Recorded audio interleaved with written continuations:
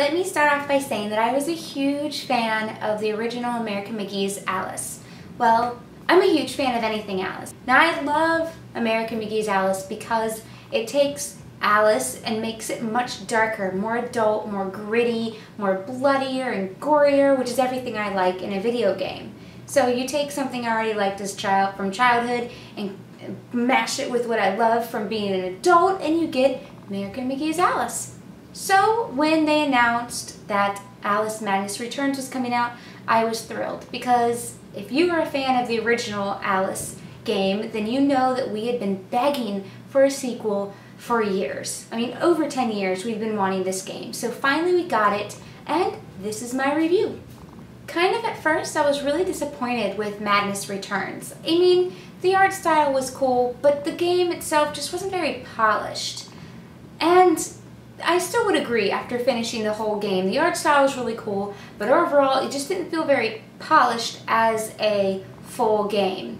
I mean, the first two chapters, they drag on really long. First two chapters are basically 2 hours of fetch quests. I hate fetch quests. I want to go adventuring, I want to go exploring, I want to do missions. I don't want fetch quests. I don't want to be anybody's errand boy. And that's exactly what you do in the first two full chapters of Madness Returns. And if you can actually get through the first two chapters without being bored to tears or frustrated with the game, then I think you'll like the next three. It really didn't grab me until I finished the second chapter. You get a knife and you get this huge, it's a hobby horse, but basically imagine a big hammer. You get some ranged weapons. The aiming sucks. Even with auto aim, it sucks. I don't know what she's aiming at half the time. It's like, there's an enemy right here. Why are you aiming at the one 4 enemies behind? I don't understand. But you do get the shrink ability, and you do get to get big and crush everything. And yeah, there's definitely also some references to not Disney Alice, but the original Alice story as well, if you're very familiar with any of those, and the Through the Looking Glass story. It does have some references to those in there as well for the big fans. Also, you'd say platforming games was probably one of the very first genre we had on consoles. I mean, platforming game has been around since the beginning, yet developers still don't understand how to make good platforming controls. Nintendo obviously knows how to do it. Madness Returns definitely doesn't. The controls take a little while to grow on you. At first, they pissed me off like nobody's business, but they did grow on me and they just took a little getting used to. But even after getting used to the controls, the camera was pretty horrendous at times. I mean, why do you switch camera angles when I'm in the middle of a platform jump? If I'm trying to get from this platform to this one and it's behind me, don't switch it to the side of me while I'm in mid-air. That's just like platform jumping 101.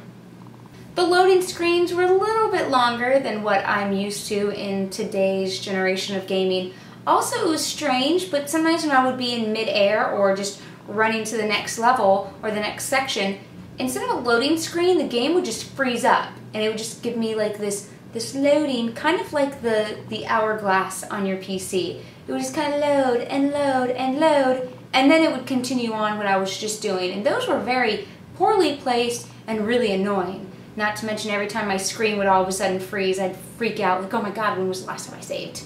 Where Alice Madness Returns completely lacks in controls and camera, the atmosphere and the overall personality of Madness Returns is definitely what makes the game awesome. I mean, this game gets creepier and creepier by the chapter. It gets bloodier and bloodier by the chapter, which of course I love. But one little thing is I never felt like they actually took the next step. Sure, they made it dark and they made it creepy, but they kept a little bit of a childish, not really sense of humor, but kind of like, we know kids might be playing this, so we're going to tone it down just a little bit. I would have really liked to have seen them just go that one extra step and really make it creepy or really make it disturbing. Because you could tell it wanted to get there, it just didn't take that step I was hoping it would.